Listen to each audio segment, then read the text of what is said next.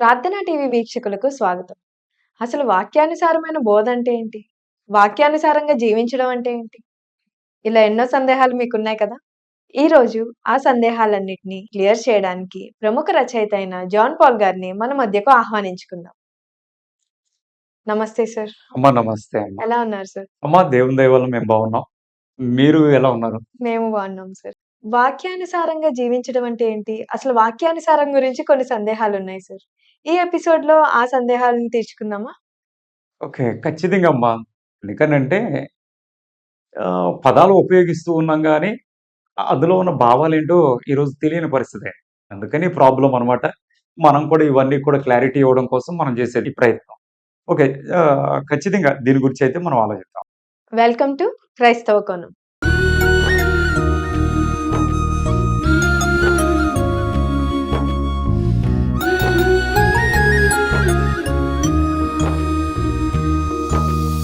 క్రైస్తవ కోణం. అసలు వాక్యానుసారం అంటే ఏంటండి? అంటే బైబిల్‌లో దేవుడు మనుషులకు ఇవ్వబడినటువంటి సందేశాలు లేకపోతే ఆయన మాటలకు తగిన విధంగా తమ యొక్క జీవన శైలిని మార్చుకుని జీవించడం. మరి బైబిల్‌లో చాలా వాక్యాలు చెప్పారు కదా! వాటన్నిటి ప్రకారం జీవించాలా? బైబిల్ ఆదికాండం నుండి ప్రకటన గ్రంథం వరకు చాలా వాక్యాలున్నాయి. చాలా సందర్భాలను గురించి ఉన్నాయి. అయితే కొన్ని మనకు ఇంతకు ముందు ఎలాగా దేవుని విషయాల్లో వాళ్ళెలా ఉన్నారు అనేది తెలుసుకోవడానికి ఉన్నాయి. అంటే దేవుడితో వాళ్ళెలా వ్యవహరించారు? వాళ్ళు వ్యవహరించడాన్ని బట్టి దేవుడు వాళ్ళతో ఎలా వ్యవహరించాడు? ఇవన్నీ కూడా మన నోటీస్‌లోకి తెచ్చుకోవడానికి, మన మనసు అర్థం చేసుకోవడానికి ఉన్నాయి కొన్ని వాక్యాలు. తర్వాత కొన్ని వాక్యాలు దాదాపుగా ప్రెజెంట్ ఇప్పుడొచ్చేటప్పుడు క్రొత్త నిబంధన ఈ యొక్క పత్రికల్లోకి ఇలాగ వచ్చి మనం ఆలోచించినప్పుడు, ఒక చర్చ్ మెంబర్‌గా ఎలా ఎదగాలి అనే విషయం మీద వాక్యాలు మనకు చాలా డీటెయిల్‌గా ఉన్నాయి. మనం కాన్సంట్రేట్ చేస్తే మనకు క్రొత్త నిబంధన సంఘము ఎలా ఉండాలి అని బైబిల్ చెప్పిందో అలా ఉండడం అనేది ఇక్కడ మనం చేయాల్సిన పని. ఆ విధంగా మనసును మార్చుకోవడము, మనసును దేవునిలో అలాగ నడిపించుకోవడం అనేది మనం చేయాల్సిన పని. క్రొత్త నిబంధన ప్రకారం నడవాలన్నారు కదా! మరి పాత నిబంధన ఎందుకండి? పాత నిబంధన మనకు అర్థం అవ్వాలి గదా! ఇంతకు ముందు ఏం జరిగింది? దేవుడు మనుషులతో ఎలా డీల్ చేసాడో మనకు అర్థం అవ్వాలి గదా! అంతేగాని మనం కూడా బైబిల్ అంతా భూత పుస్తకం అని అనుకోవడానికి కాదు గదా! ఇంతకుముందు ఆ ఓల్డ్ జనరేషన్స్‌లో ఏం జరిగింది అనేది మనకి ఎలా అర్థమవుద్ది? దాన్ని ఎవరో ఒకళ్ళు చెప్పాలి గదా! అందుకని బైబిల్ చెప్పింది. దేవుడు పాత నిబంధనలో లేకపోతే ఓల్డ్ టెస్టిమెంట్‌లో ఆది కాలంలో ఇలా ఉన్నాడు. ఆ తర్వాత ఇలా ఉన్నాడు. ఆ తర్వాత ఇలా ఉన్నాడు అని బైబిల్ డీటెయిల్ ఇచ్చింది. ఓకే. అది మనం తెలుసుకున్నాం. అందుకని క్రొత్త నిబంధనలో ఒక దేవుణ్ణి విశ్వసించిన వ్యక్తి, యేసుక్రీస్తుని ద్వారా దేవుడు చేరుకునేటువంటి ఆ ప్రక్రియను విశ్వసించిన వ్యక్తి ఎలా ఉండాలో పత్రికలు బోధించినియి. పౌలు గారి ద్వారా గానివ్వండి, పేతురు గారి ద్వారా గానివ్వండి, అలాగ మనం వాటి నుండి అలాగ అర్థం చేసుకోవాలి. అంటే ఇప్పుడు పాత నిబంధన పాటించాల్సిన అవసరం లేదంటారా? దానిలో పాటించడం కోసం అనేది కాదమ్మా. అవి జస్ట్ ఏంటంటే, దేవుడు మనుషులతో ఎలా డీల్ చేశాడో అర్థం చేసుకోవడం కోసం ఓల్డ్ టెస్టమెంట్. దాన్ని ఎలా పాటిస్తావు? ఆల్రెడీ యేసుక్రీస్తు ఏంటో తెలుసుకున్నావు. యేసుక్రీస్తు ద్వారా నువ్వు దేవుడిని ఎలా ఎరగాలో తెలుసుకున్నావు. దాన్ని పాటించాలి అంటే, నువ్వు మరలా తిరిగి ప్రత్యక్ష గుడారాన్ని కట్టుకుని, ఆ బలులు అర్పించాలి. లేదంటే ఆ సిస్టమ్స్ అన్నీ నువ్వు జేయాలి. మరి ఏ విధంగా పాటిస్తావు? మరిప్పుడు దేవుడెందుకు పదాజ్ఞలిచ్చారు? మరి అప్పుడెందుకిచ్చారు? ఇప్పుడెందుకు అవి పాటించక్కర్లేదు? అవే కదా! వాటిని 2 ఆజ్ఞల్లోకి యేసు ప్రభువారు కన్వర్ట్ చేశారు. అంటే ఒకటి నీ దేవుడైన యెహోవాను పూర్ణ హృదయంతోను, పూర్ణాత్మతోను ప్రేమించమన్నాడు. 2 నిన్ను వలె నీ పొరుగువారిని ప్రేమించమన్నాడు. ఈ 2 చేస్తే ఆ 10 చేసినట్టు అన్నాడు. కాబట్టి ఈ 2 చేయడం చేత కాకపోతే ఆ 10 చేయడం చేత కాదు. కనుక అది చెయ్యొద్దని కాదక్కడ. ఇది చేయించాడిక్కడ. ఆల్రెడీ ఒక ప్రొసీజర్ చెప్పాడు. న్యూ టెస్టమెంట్‌లోకి వచ్చేటప్పటికి అప్‌డేట్ చేశాడు. మరి రెండే ముందే ఇవ్వచ్చు కదా! ముందెందుకు ఆ పదాజ్ఞలిచ్చారు? లేదు అప్పుడున్నటువంటి ప్రజల యొక్క నాలెడ్జ్‌కి తగ్గట్టుగా, అప్పుడున్నటువంటి పరిస్థితులకు తగ్గట్టుగా దేవుడు వాళ్ళతో డీల్ చేశాడు. కనుక దేవుడు ఈ లోకంలోకి వచ్చిన తర్వాత మనుషులకు నెక్స్ట్ ఆ తర్వాత జనరేషన్స్ తగ్గట్టుగా దేవుడు ఇలా విషయాలను చెప్పాడు. కనుక మన విషయాలను అర్థం చేసుకోవడంలోనే లోపం అమ్మ. అంతేగాని ఈ దేవుడు ఎక్కడా కూడా మనుషులతో వ్యవహరించడం గాని, మనుషులకు ఏదైనా సందేశాలు ఇవ్వడం గాని చాలా క్లారిటీగా చెప్పాడు. ప్రతి ఒక్క సంఘంలో వాక్యానుసారమైన బోధే ఉంది. మరి ఏది వాక్యానుసారమైన బోధ? ఇది ఒక రకంగా క్రిటికల్ క్వెషన్ అని చెప్పొచ్చు. ఎందుకనంటే అందరూ వాక్యంలో నుండే సంఘంలో బైబిల్‌నే పట్టుకుని బోధిస్తారు. బైబిల్‌లో ఉన్న విషయాలనే బోధిస్తారు. అందరూ మేము వాక్యానుసారంగా ఉన్నామంటే మేమే 100% మాదే సత్యం అంటారు. ప్రతి ఒక్కళ్ళు కూడా ఇంకా ఇది తప్పితే ఇంకా ప్రపంచంలో ఏది కాదంటారు. ఇదంతా వాళ్ళు అనుకుంటున్నారు. ఏది వాక్యానుసారము అని మనం అర్థం చేసుకోవచ్చంటే, క్రొత్త నిబంధన పత్రికల్లో అన్నిటి సారాన్ని తీసుకొని, ఆ పత్రికల సారం చొప్పున జీవన శైలిని, మనస్సును మార్చడానికి పనిచేసేటువంటి సంఘాలే వాక్యానుసారమైన సంఘాలు. అంటే క్రొత్త నిబంధన పత్రికలున్నాయి కదా! ఈ పత్రికలన్నిటిలో ఆ పత్రికల ఉద్దేశ్యం, ఆ పత్రికలు ఎందుకు రాయబడినయో తెలుసుకొని, ఆ పత్రికలన్నిటిలో ఉన్నటువంటి సారాన్ని ఏదో మళ్ళీ ఒకదానిలో ఉన్న సారం కాదిక్కడ. ఎందుకని అంటే, ఒక చోట చెప్పిన విషయాలు మరో చోట చెప్పలా. వీటన్నిటిని మనం జాగ్రత్తగా తీసుకోవాలి. దీనివల్ల ఏమైనాయంటే, తరతరాలుగా క్రిస్టియన్స్ మధ్యలోని కొట్లాటలొచ్చినియి. ఎలా కొట్లాటలొచ్చినియని అంటే, కొంతమంది స్త్రీలు బోధించకూడదు. ఇది బైబిల్‌లో ఎక్కడో ఎన్ని చోట్లుందయ్యా అంటే, ఓ చోట, 2 చోట్ల కనపడుద్ది. స్త్రీలు మౌనంగా ఉండాలి, లేదా స్త్రీలు ఇప్పుడు దాన్ని పట్టుకొని ఏం చేస్తారంటే, దీని గురించి 2 వర్గాలుగా విడిపోయి, స్త్రీలు బోధించొచ్చంటే కొంతమంది, స్త్రీలు బోధించకూడదని కొంతమంది. ఇప్పుడు కూర్చున్న వాళ్ళేమో ఈ చర్చికి వెళ్ళేవాళ్ళని బోధించొచ్చు అని చెప్పారనుకోండి. ఈ చర్చికి వెళ్ళేవాళ్ళని బోధించొచ్చు అని బయటకొచ్చి వీళ్ళు మాట్లాడతారు. ఆ చర్చికి వెళ్ళే వాళ్ళేమో వాళ్ళేమంటారంటే అసలు బోధించకూడదు స్త్రీ నిలబడడం ఏంటి, మాట్లాడడం ఏంటని వాళ్ళంటారు. కాబట్టి ఇదంతా కూడా చాలా జాగ్రత్తగా, సున్నితంగా మనం ఆలోచించాలి. ఒకటి మనం ఏది చెప్పినా, ఏది చేసినా బయట ప్రపంచానికి క్రిస్టియానిటీని డల్ చేసే విషయాన్ని ఎప్పుడు కూడా మాట్లాడకూడదు. లేదు. మనం చెప్పేదాన్ని ఒకళ్ళకొకడు కలవనప్పుడు దాన్ని మన నమ్మకానికి తగ్గట్టుగా మన చర్చని డెవలప్ చేసుకుంటూ కామ్‌గా మనం పోవాల్సిందే గాని, వాదనలు పెట్టుకోకూడదు. దీనివలన ఏమవుతుంది అంటే క్రిస్టియానిటీ డల్ అవుతుంది గదా! ఏంటి యేసుక్రీస్తు ఏంటి ఇలాగా చెబుతున్నాడు ఏంటి అని బయట చూసేవాళ్ళకి డిస్టర్బ్ అవుతున్నారు గదా! పూర్వపు రోజుల్లో ఇలాంటి అభిప్రాయాలు తేడాలొచ్చినప్పుడు ఏం చేసేవాళ్ళంటే, కామ్‌గా దేవుడు వారికిచ్చినటువంటి దర్శనంలో వాళ్ళకిచ్చినటువంటి భాగంగా వాళ్ళు చక్కగా ముందుకెళ్ళిపోయేవాళ్ళు. కొంతమందిని రక్షించడం ఆ ప్రక్రియలోకెళ్ళిపోయేవాళ్ళు. అంతేగాని వాదనలు పెట్టుకొని నాదే రైట్ ప్రూవ్ చేస్తా ఇలాంటి వాదనలంటూ ఇంతకు ముందు రోజుల్లో ఏమి లేవమ్మ. సార్ మరి అలా అనుకుంటే కొన్ని కొన్ని సంఘాల్లో ఏమో ఫర్ ఎగ్జాంపుల్ పరిశుద్ధాత్మ ఉందంటారు. కొన్ని కొన్ని సంఘాల్లో పరిశుద్ధాత్మ లేదంటారు. కొన్ని కొన్ని సంఘాల్లో స్వస్థతలున్నాయంటారు. కొన్ని కొన్ని సంఘాల్లో నమ్మరు కదా! మరి మొత్తం అందరూ బైబిల్‌నే అనుసరిస్తే మరి ఇన్నెందుకొచ్చాయి? ఇవన్నీ దాదాపు మొదటి నుండి ఉన్నాయమ్మా. ఉన్నదక్కడ ఒకే బైబిల్. హ్మ్. ఉన్నదొక 4 సువార్తలే. ఈ బైబిల్‌నే పట్టుకొని వీళ్ళు అర్థమైనటువంటి శైలిలో ఇన్నిన్ని బుక్స్ రాసుకున్నారు. ఏండి. చాలా పెద్ద పెద్ద బుక్స్ ఉన్నాయమ్మా. వీటన్నిటి గురించి. సపోజ్ పరిశుద్ధాత్మ గురించి నమ్మినోళ్ళేంటంటే దాని గురించి చాలా పెద్ద బుక్స్ ఉన్నాయి. నమ్మనోళ్ళున్నారు. వాళ్ళకి చాలా బుక్స్ ఉన్నాయమ్మ. అంటే పరిశుద్ధాత్మను ఎంతమంది నమ్ముతారో అంతమందికి బుక్స్ ఉన్నాయి. పరిశుద్ధాత్మను నమ్మనోళ్ళకి బుక్స్ ఉన్నాయి. కాబట్టి ఇప్పుడు మరి ఏది ఇందులో సత్యం అని ఎలా తెలుసుకోవాలంటే బైబిల్‌ని మనం ఉన్నదున్నట్టు నమ్మాలి అంటే బైబిల్‌లో పరిశుద్ధాత్ముడు ఉన్నాడా? లేడా? అనేది ఫస్ట్ ఆలోచించాలి. ఉన్నాడు. ఉన్నాడంటే మనకున్నట్టేగా. మరి లేరు అని ఎందుకు బోధలొస్తున్నాయి? ఈ యొక్క లేడు అనే విషయాలను ఎలాగ అర్థం చేసుకుంటారంటే ఆది సంఘాన్ని కట్టడానికి మొదటిగా పరిశుద్ధాత్మ కృమ్మరించబడింది. ఇక అలాంటిదంటూ ఏముండదు అనేది వీళ్ళు వాదించేది. వీళ్ళేమంటారంటే పరిశుద్ధాత్మ లేకుండా అసలు ఎలా జరుగుద్ది అంటారు. కుడి ఎడంగా చెప్పాలంటే 2 ఒకటే. ఏంటి అంటే ఒక సంఘం నిర్మించబడాలన్నా, ఒక వ్యక్తి యేసుక్రీస్తుని నమ్ముకోవాలన్నా పరిశుద్ధాత్మ సహకారం కావాల్సిందే. ఆ ప్రక్రియ ఏంటంటే సేమ్ అలా జరగకపోవచ్చు. ఎలాగా? ఆది సంఘములో అపోస్తుల కార్యం 2వ అధ్యాయంలో ప్రారంభంలో ఉంది గదా!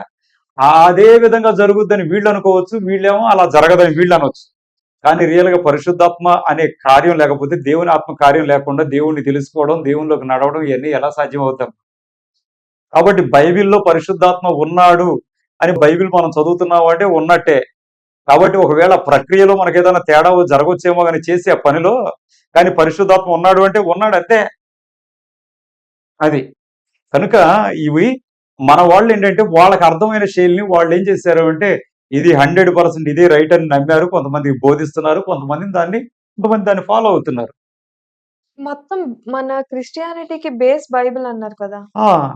మరి బైబిల్‌లో ఏదుంటే అది నమ్మాలి గానీ, బైబిల్‌ని వ్యతిరేకిస్తే ఎందుకు బోధలు స్టార్ట్ అవుతున్నాయండి? బైబిల్‌లో ఏదుంటే అది నమ్మాలి అంటే ఇంత పెద్ద బైబిల్ 66 పుస్తకాల గ్రంథం. అందులో ఉన్నటువంటి ఏదో ఒక విషయాన్ని పట్టుకొని ఏదో ఒక గుంపుకు తయారవుతున్నారు. యెహోవా సాక్షుల గుంపు. యేసుక్రీస్తు నామము అని ఒక బ్రహ్మమిజం అనే ఒక గుంపు, ఇలా చాలా గుంపులు మొదటి శతాబ్దం నుండి ఆ తర్వాత శతాబ్దాలు ఈ రోజుకి ఉన్నాయి. అమ్మా! కాబట్టి ఇప్పుడు ఎందుకు అంటే, ఇదిగో ఆ ఒక్క మాట బైబిల్‌లో ఏదో ఒకటి పట్టుకుంటారు. అరే! ఇది గదా! రైట్ గదా! అని చెప్పి వాళ్ళ మనసు వాళ్ళకనిపిస్తది. యెస్, ఖచ్చితంగా ఇదే రైట్ అని వాళ్ళంటారు. అవును, వాళ్ళ ఎనకాల ఇంకో 10 మంది ఇదే రైట్ అంటారు. అక్కడ ఒక గుంపు తయారవుద్ది. ఇలాగ ఇన్ని డివిజన్స్ వచ్చినాయమ్మ.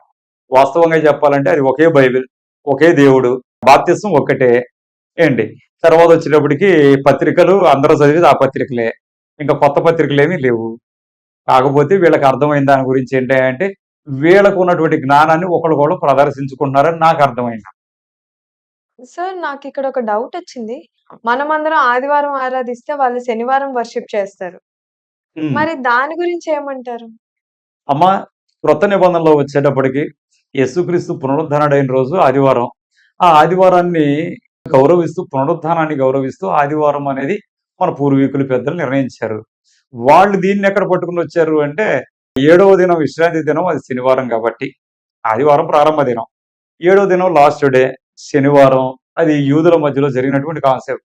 కాబట్టి యేసుక్రీస్తు అక్కడి నుండే వచ్చాడు కాబట్టి అది అసలు ఒరిజినల్ డే. దాన్ని మనం చేయకపోతే 100% రాంగ్ అనేది వాళ్ళు నమ్మింది. దీని గురించేమో వాళ్ళు వాదనలో, దీని గురించి వాళ్ళు ఒక పెద్ద గ్రూపు, దాని గురించి దానిలో పెద్ద సంఘాలు, ఇవన్నీ బయట వాళ్ళకేమో అర్థం కావు. మనోళ్ళేమో డీటెయిల్ చెప్పరు. అదమ్మా పరిస్థితి. మరిప్పుడు ఏది ఫాలో అవ్వాలంటారు? ప్రతిరోజు దేవుణ్ణి ఆరాధించాలమ్మా. ఆదివారం కూడుకునేటువంటి కాన్సెప్ట్ ఏంటి అంటే, పునరుత్థానుడైన సందర్భంగా మనం ఆదివారం కూడుకుంటున్నాం. ఒకవేళ శనివారం కూడుకుందాం అని అనుకుంటారు. ప్రతిరోజు కూడుకోండి, ఏమైంది? నష్టం ఏమైంది? అనవసరంగా ఆదివారం అని గొడవ ఎందుకు? శనివారం అని గొడవ ఎందుకు? ఈ గొడవలన్నీ బయటోళ్ళకేమో నవ్వులెందుకు? సార్ అసలు వాక్యానుసారంగా బోధిస్తున్నారని మనకెలా అర్థమవుతది? చాలా అవసరమైనటువంటి ప్రశ్నమ్మా. వాక్యానుసారంగా బోధిస్తున్నారని మనకెలా అర్థమవుద్దంటే, బోధించేటువంటి వ్యక్తుల యొక్క జీవితంలో నుండి మనకు అర్థమవుద్ది. అంటే మొదట వాళ్ళు బోధిస్తున్నటువంటి విషయాలను వాళ్ళు ప్రాక్టీస్ చేస్తున్నారా లేదా? వాళ్ళ మనస్సును, వాళ్ళ జీవన శైలిలో వాళ్ళు ప్రాక్టీస్ చేస్తున్నారా లేదా? అనే దానిలో నుండి మనం అర్థం చేసుకోవచ్చు. రెండవదిగా, యేసుక్రీస్తును వెంబడించినటువంటి శిష్యులు వేసినటువంటి పునాదికి రిలేటెడ్‌గా వీళ్ళు చెప్తున్నారా లేదా? లేదా క్రొత్త నిబంధన పత్రికలకు అనుగుణంగా ఆ పత్రికల్లో నుండి మనం ఎలా ఉండాలి, విశ్వాసులు ఏ విధంగా వాళ్ళ విశ్వాసాన్ని డెవలప్ చేసుకోవాలి అనేటువంటి ఒక విధానాన్ని వీళ్ళు టీచ్ చేస్తున్నారా లేదా? అనేటువంటి ఒక విషయం మీద కాన్సంట్రేషన్ చేసి గమనిస్తే అర్థమైపోతుంది. ఒకవేళ మనకి వాళ్ళ పర్సనల్ లైఫ్ మనకు అర్థం కాకపోవచ్చు. ఎందుకనంటే వ్యక్తిగతంగా ఎవరి దగ్గరికెళ్లి మనం పర్సనల్‌గా చూడం కదమ్మా. కాబట్టి మనం ఇక్కడ ఆలోచించాల్సింది ఒక్కటే.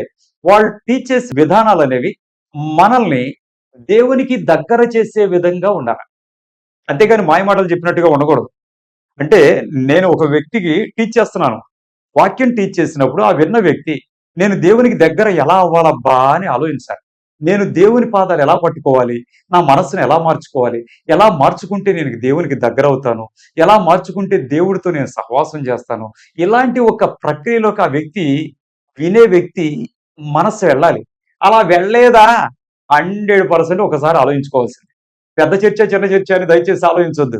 మీరు వెళ్ళే చోట ఎక్కడికన్నా వెళ్ళండి. ఇదిగో మీ మనసులకేంటంటే, నేను దేవునికి దగ్గరయ్యే ప్రక్రియని ఇక్కడ తెలుసుకుంటున్నానా లేదా? దేవుని పాదాలు పట్టుకునే విధంగా ఇక్కడ మాటలు ఉంటున్నాయా లేవా? లేదు. నా మనస్సులో ఉన్నటువంటి లోపాలని, నా జీవితంలో ఉన్న లోపాలను నేను అర్థం చేసుకొని సరి చేసుకునేటట్టు ఉన్నాయా లేదా? తర్వాత పరలోక రాజ్యం కొరకు నన్ను ఎంకరేజ్ చేస్తుందా లేదా? ఇలాంటి విషయాలన్నీ జాగ్రత్తగా గమనించుకోవాలమ్మా బోధనలో నుండి. అసలు మనం వాక్యానుసారంగా జీవిస్తున్నామంటే ఒక వ్యక్తిలో ఏ మార్పులు చూడగలుగుతామండి? బైబిల్ వాక్యానుసారంగా జీవిస్తున్న వ్యక్తిలో క్రొత్త నిబంధన చొప్పున దేవుని ప్రణాళికకు తగినట్టుగా మనసు మార్చుకోవడం అనేది జరుగుద్దమ్మా. మనసు మార్చుకోవడం అనేది ఏ విషయంలో జరుగుద్దంటే, దేవుని యొక్క ఆలోచనకు తగ్గట్టుగా, దేవుని ఇష్టానికి తగ్గట్టుగా మనసు మార్చుకునే ప్రక్రియ అనేది 100% జరిగి తీరుద్ది. వాక్యానుసారంగా వెళ్ళే వ్యక్తిలో. రెండవది, ఆ వ్యక్తి దేవునికే ఎక్కువ ప్రాధాన్యత ఇవ్వడం జరుగుద్ది. మనుషులకు తక్కువ ప్రాధాన్యత ఇవ్వడం జరుగుద్ది. అంటే మనుషులకు గౌరవించొద్దని కాదు. అంటే దేవునికి లోబడడం కోసం మాత్రమే తన జీవితాన్ని, తన మనసును కాన్సంట్రేషన్ చేయడం జరుగుద్ది గానీ, ఈ లోకానికి, సమాజానికి ఎక్కువగా సమయం ఇవ్వకుండా ఉండడం అనేది జరుగుద్ది. తర్వాత ఆ వ్యక్తి దేవుని యొక్క ఆత్మ సహకారాన్ని పొందుకుని, ఆత్మ సహకారంతో లోకాన్ని, పాపాన్ని, తన శరీరంలో ఉన్నటువంటి ఆ పాప స్వభావాన్ని జయించడం కోసం ప్రయత్నం చేయడం జరుగుద్ది. దేవుని సహకారం తీసుకుంటూ ఏ విధంగా జయించాలి అనేటువంటి కాన్సెప్ట్ లో ఆ వ్యక్తి ఆలోచించడం జరుగుద్ది. అలాగే సలహాల కోసం అందుకు తగినటువంటి వ్యక్తుల దగ్గరికి వెళ్ళి తెలుసుకోవడం జరుగుద్ది. ఇక్కడ చాలా మంది ఏంటంటే మందిరాలకి విలువిస్తున్నారు. ఆ మందిరం తప్పితే నేను ఎక్కడికి వెళ్ళను అని ఇలాంటి భావాలు కాదు కావాల్సింది. నా జీవితానికి ఉపయోగపడేటువంటి విషయం నాకు కావాలి అనేటువంటి మైండ్ ఉండాలి. ఏ మందిరంలోకెళ్ళినా నా జీవితాన్ని బాగు చేసుకునే విషయం నాకు ఇక్కడ దొరుకుతుందా లేదా అనేటువంటి ఒక విషయం అర్థం చేసుకోవాలి. ఏదో వెళ్ళాం, వచ్చాం అది మనసు సాటిస్ఫై అవుద్ది అంతే. అంతేగాని జీవితం బాగుపడదు. జీవితాన్ని దేవునికి దగ్గరగా ఎలా చేసుకోవాలి? ఇలాంటి విషయాలన్నీ కూడా వాక్యానుసారమైనటువంటి బోధలో నుండి కలిగే వ్యక్తిలో మార్పులనేవి వస్తాయి. అసలు వాక్యానుసారంగా జీవించకపోతే ఏం జరుగుతుందండి?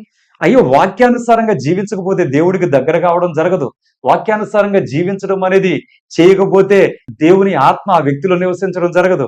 వాక్యానుసారంగా జీవించడం ఒక వ్యక్తి ప్రారంభించకపోతే లోకానికి, పాపానికి, చెడుకి బానిస అయిపోయి దాని అధికార క్రింద జీవించడం జరుగుతుంది. దేవునికి ఏమాత్రం కూడా ఇష్టపడడం జరగదు. దేవుని విషయాలకు ప్రాధాన్యత ఇవ్వడం జరగదు. చాలా నష్టాలున్నాయి. రెండవది చాలా సమస్యల మధ్యలోకి వెళ్ళిపోవడం జరుగుద్ది తర్వాత. ఈ సమస్యలన్నీ కూడా చుట్టుకున్న తర్వాత దేవుడు ఏం చేశాడని దేవుడి మీద అపనమ్మకం రావడం జరుగుద్ది. ఇన్ని నష్టాలున్నాయమ్మ వాక్యానుసారంగా జీవించలేకపోతే. కాకపోతే ఏంటంటే ఈ అవసరత అంతా కూడా మనుషులకు కనిపించట్లేదు. ఓకే, డబ్బుంటే అన్ని సాధించుకోవచ్చు అనే భావాల్లో గెలిపారు. కనుక ఇలాగ వెళ్ళిపోయినటువంటి లోకాన్ని ఏదైనా గాని విషయం చెప్పి ట్రై చేస్తున్నాం. అర్థం చేసుకుని మార్చుకుంటే మంచిది. లేకపోతే పర్యవసానాలు అనుభవించుకోవాల్సింది ఎవరమైనా. సార్ మరి వాక్యానుసారంగా ఉండే చర్చెస్‌లో ఏ కైండ్ ఆఫ్ యాక్టివిటీస్ మనం చూస్తాం? ఓహ్! చాలా అద్భుతమైనటువంటి ప్రశ్నమ్మా. ఎందుకనంటే యాక్టివిటీస్ అనేవి ఇక్కడ చాలా ముఖ్యమని మనకు తెలుసు. యాక్టివిటీస్‌ని బట్టే వాళ్ళ భావాలు మనం అర్థం చేసుకోగలం. తర్వాత వాళ్ళేం చేస్తున్నారనేది ప్రపంచానికి అర్థమవుద్ది. అందుకని యాక్టివిటీస్ లోపల ఏమీ లేకపోయినా ఆడంబరంగా కొంతమంది కొన్ని విషయాలు చేస్తా ఉంటారు. ఇలాంటి వాటి వలన ప్రయోజనం లేదు. ఇక్కడ సంఘము అనేది లేకపోతే వాక్యానుసారమైనటువంటి సంఘం దేవుని దృష్టికి ఇష్టమైన వాటిని చేయడానికైతే పూనుకుంటారు. అది ఎలా అర్థమవుతుంది దేవుని దృష్టికి ఇష్టమైనవి అంటే బైబిల్ నుండే అర్థమవుతుంది. ఈ ఇష్టమైన వాటిని చేయడం కోసం వాళ్ళు 100% ప్రయాసపడతారు. 100% వాళ్ళు డబ్బు వెచ్చిస్తారు. వాళ్ళ సమయాన్ని వెచ్చిస్తారు. ఇందులో ఇప్పుడు మనం దేవునికి ఇష్టమైంది క్రొత్త నిబంధన సంఘంలో ప్రాముఖ్యమైనది ఏదైనా ఉంది అని మనం ఆలోచిస్తే, ఆ వాక్యానుసారంగా మనం ఆలోచిస్తే ఒక అద్భుతమైన విషయం ఏంటంటే దేవుని యొక్క రక్షణ ప్రణాళిక సువార్తను అనేక మందికి చేరవేయడం. ఇప్పుడు ఆ చేరవేస్తున్నటువంటి క్రమంలోనే ఇక్కడ ఈ బిజినెస్ అనే పదాలు ఇవన్నీ వస్తున్నాయి. ఎందుకని అంటే అందరం సువార్త ప్రకటించాలి అని అనుకుంటున్నాం కానీ వాస్తవంగా ప్రకటించబడవలసిన విషయాన్ని క్లారిటీగా చెప్పడంలో విఫలమైపోతున్నారు మనోడు. ఆ క్లారిటీగా చెప్పడం కోసం మనం ఎంత ఖర్చు పెట్టాలి, ఎంతైనా కానీ కష్టపడాలి. ఒక ఎదుటి వ్యక్తికి ఆ విషయం అర్థం చేసే అంతవరకు మనం కష్టపడాల్సింది. కానీ మన వాళ్ళు అలా చేయకుండా సువార్త ప్రకటన అని చెప్పేసి దానికోసం కొంత డబ్బులు వసూలు చేయడం, లేదంటే దానికోసం చందాలు వసూలు చేయడం, ఇవన్నీ కూడా బైబిల్ బోధించలేదనే చెప్పొచ్చు. ఇవన్నీ కూడా యాక్టివిటీస్ అన్ని కూడా కొన్ని దేవుడు చెప్పని వాటిని మన వాళ్ళు ఏంటంటే కాస్త ఇంప్లిమెంటేషన్ చేసుకున్నారు. కాస్త అటు ఇటు మార్పులు చేర్పులు చేసుకున్నారు. కనుక సువార్త నిజంగా ప్రకటించబడుతుంది అని విశ్వాసులు అర్థం చేసుకున్నప్పుడు ఆటోమేటిక్ గా ఆ యాక్టివిటీస్ లో పాల్గొనడానికి ఇష్టపడతారు. ఇప్పుడు డబ్బులు ఎవరు ఖర్చు పెట్టమన్నారని? మన దగ్గర డబ్బు ఎంత ఉందో త్వరగా చేసుకో. అంతేగాని ప్రజలను అనవసరంగా వాళ్ళ మనస్సును డైవర్ట్ చేసే పని ఏది చేయకూడదు. వాక్యానుసారంగా వెళ్ళి ఏ సంఘమైనా దేవునికి ఇష్టమైనటువంటి ఒక విషయాన్ని ఎంపిక చేసుకుని దానిలో వెళ్ళడానికి ఎప్పుడు సంసిద్ధంగా ఉండాలి. అది ఏంటి ఆ ఇష్టమైన విషయం ఏది, లేకపోతే దేవుడు ఆజ్ఞాపించిన విషయం ఏదైనా ఉంది అంటే దేవుని యొక్క రక్షణ ప్రణాళిక విషయాన్ని ప్రపంచమంతటికి అర్థవంతంగా తెలియచేయగలగడమే మనం చేయాల్సిన ప్రాథమికమైన పనం. ఈ యాక్టివిటీ అనేది అర్థవంతంగా ఎవరు చెబుతున్నారో చూసి వాళ్ళని ఎంకరేజ్ చేయడం అనేది విశ్వాసులు చేసుకోవాల్సినటువంటి పని. అంతేగాని ఏదో చెబుతున్నారులే అని చెప్పేసి కులాభిమానంతోనో బంధుప్రీతితోనో మనం ఏదో చేసేద్దాం, మనోడిని ఉద్ధరించేద్దాం అనుకుంటే అక్కడ దేవుని కార్యం ఉండదు, దెయ్యం కార్యాలే ఉంటాయి. సార్ ఈ మధ్య మనం చూసినట్టయితే దేవుని వాక్యాల్లో ఉపయోగించి చాలా మంది దూషించుకుంటున్నారు, ద్వేషించుకుంటున్నారు. దేవుని వాక్యాన్ని ఉపయోగించి తిడుతున్నారు. దాని గురించి మీరేమంటున్నారు? ఇవన్నీ వాక్యానుసారం కాదమ్మా. వాక్యానుసారం ఏంటంటే ప్రజలను దేవుని రక్షణ కార్యంలోకి, రక్షణ ప్రణాళికలోకి తీసుకురావడం వాక్యానుసారం. మనం ఏది మాట్లాడినా సరే ఒక వ్యక్తి దేవుని యొక్క రక్షణ ప్రణాళికలో నిలబడేటట్టు ఎంకరేజ్ చేసేటట్టు ఉండాలి కానీ డిక్రీజ్ చేసేటట్టుగా లేకపోతే డిగ్రేడ్ చేసేటట్టుగా ఉండకూడదు. కనుక ఈ భావాలన్నీ పక్కకు వెళ్ళిపోయినప్పుడు ఏంటంటే ఇలాంటి అనవసరమైన విషయాలన్నీ వచ్చేస్తాయి. ఈ అనవసరమైన విషయాలన్నీ కూడా వచ్చినప్పుడు ఏంటంటే ప్రపంచానికి రాంగ్ ఇంటర్ప్రిటేషన్ అనేది మనం చేసిన వాళ్ళం అవుతాం. దాని ద్వారా దేవుని ముందు లెక్క అప్పగించిన వాళ్ళం కూడా అవుతాం. మనం చేయాల్సిన పని చేయకుండా ఈ పనన్నీ కూడా దేవుడు చేయమని చెప్పలేదు కదా. ఇప్పుడు వేరే వాళ్ళు రాంగ్ చెబుతున్నారు రైటే, వాళ్ళ ద్వారా ఆత్మలు రక్షించబడవు. ఇప్పుడు తప్పుడు బోధలు చేస్తున్నారు, వాళ్ళ ద్వారా ఆత్మలు రక్షించబడవు, పరలోకానికి తీసుకెళ్లేరు. ఎస్, మనం రైట్ బోధ చేస్తున్నాం, మన ద్వారా ఆత్మలు రక్షించబడితే పరలోకానికి వెళ్ళి ఆ విధానాన్ని మనం చూపిద్దాం, వాళ్ళు మనల్ని చూసి మారతారేమో. మనం చేయాల్సిన ప్రక్రియ ఎలా చేయాలి అనేది మనకు అర్థమైనప్పుడు వాళ్ళకి అర్థం కాలేదు. ఇది వాక్యానుసారం అని మనకు అర్థమైంది, మనం చేయాల్సినటువంటి ప్రక్రియ దాన్ని జాగ్రత్తగా చేద్దాం. ఎందుకు అనవసరంగా ఒకరినొకరు ఆ వాక్యాలను అడ్డం పెట్టుకుని లేకపోతే వాక్యాలను ఉపయోగించుకుని ఒకరినొకరు డిగ్రేడ్ చేసుకోవడం, తిట్టుకోవడం, జ్ఞాన ప్రదర్శన చేసుకోవడం, ఇవన్నీ ఎవరినో తెలుస్తాయి. కనుక మనుషులు పరలోక రాజ్యం వెళ్ళేటువంటి ప్రక్రియ దేవుని రక్షణ ప్రణాళికను అర్థం చేసుకునే ప్రక్రియ. దాన్ని అర్థవంతంగా చెప్పడానికి ప్రయత్నం చేయాలి, దానిలో అర్థవంతంగా నడిపించడానికి ప్రయత్నం చేయాలి. దేవుడు మనకు అర్థవంతంగా ఆ యొక్క ప్రక్రియను అర్థం చేసుకునే జ్ఞానం ఇస్తే ఓకే, చక్కగా అర్థం చేసుకుందాం. ప్రజలు మన బోధలు విని సంతోషంగా ఆయన్ని సేవించడానికి, ఆరాధించడానికి, ఆయనలో ఐక్యం అవ్వడానికి, ఆయన గుణ లక్షణాలు కలిగి ఉండడానికి సాగిపోయేటట్టుగా మనం ఎంకరేజ్ చేద్దామమ్మా. చాలా క్లియర్‌గా చెప్పారు సార్. అలాగే వాక్యానుసారంగా జీవించడం వల్ల ఉపయోగాలేమున్నాయో మా వ్యూవర్స్‌కి చెప్తారా? వాక్యానుసారంగా జీవించడం వల్ల చాలా ఉపయోగాలు ఉంటాయి, మామూలు ఉపయోగాలు కాదు. ఎందుకు అంటే ఈ ప్రపంచం అనేది మనిషిని ఎంత నేర్పించినా, ఎంత బోధించినా సమస్యల్లోకి తీసుకెళ్లొద్దు కానీ సమృద్ధిలోనికి తీసుకెళ్లొద్దు అనేది ఒట్టి మాట.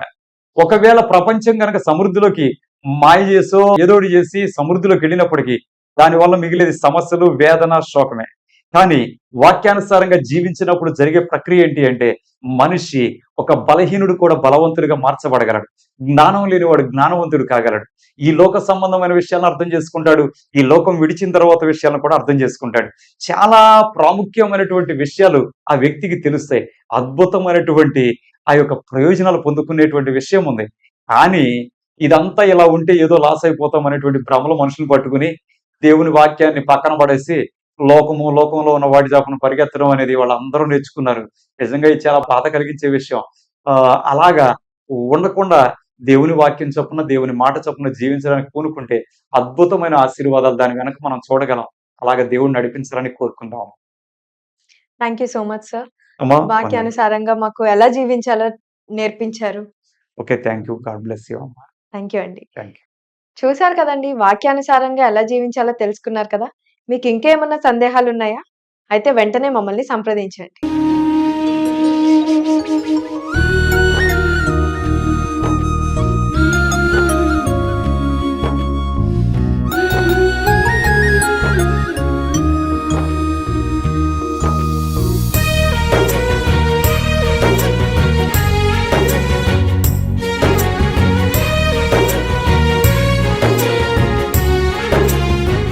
ప్రభువైన యేసుక్రీస్తు నామములో ప్రత్యేకంగా ప్రార్థనా టీవీ వీక్షకులకు వందనాలు తెలియజేస్తూ ఉన్నాం.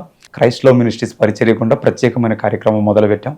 గత 10 సంవత్సరాలుగా విజయవాడలో అమ్మా మినీ హాల్లో మొదలైన పరిచర్య ఇప్పుడు విలియం కేరీ గెస్ట్ హౌస్లో జరుగుతుంది. యేసులో పరిష్కారం అనేటువంటి ఒక ప్రత్యేకమైన ప్రార్థనా కూడిక జరుగుతుంది. ఆ కూడిక ఉద్దేశం క్రైస్తవులు, క్రైస్తవేతరులు ఎదుర్కొంటున్నటువంటి సమస్యలలో దేవుని యొక్క పరిష్కారాన్ని చూడడానికి ఏక మనస్సుతో ప్రార్థన చేసుకునే ఒక ప్రత్యేకమైన కార్యక్రమం. ఏక మనస్సుతో ప్రార్థన చేసినప్పుడు గొప్ప దైవ కార్యాలు మన పూర్వపు భక్తులందరూ చూసినట్లుగా మనం కూడా చూడడానికి విజయవాడలో చుట్టుప్రక్కల ఉన్న వారందరినీ ఆహ్వానిస్తూ ఉన్నాం. William Carey guest house, Vijayanagar colony, 7 town police station దగ్గర. తప్పకుండా అందరూ రండి. ప్రతి 2వ శనివారం ఉదయం 10:30 నుండి 1:30 వరకు.